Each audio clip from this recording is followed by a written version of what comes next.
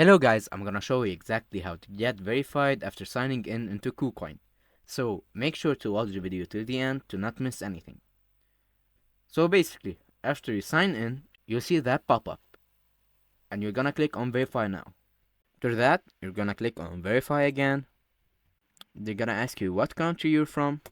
So in this case, I'm from the UK. After that, they're gonna ask you what ID type do you wanna use. For example, let's choose ID card and click continue. Gonna write your first name, then your last name, and your ID number. Then you're gonna do the other step of verification. So they're gonna ask you to show them the front of your ID, and after that they're gonna ask you to show them the back of your ID, and lastly they're gonna ask you to show your face to verify that it's you on the ID. And like that you get verified on KuCoin. And that's it for today guys. See you in another video. Bye bye.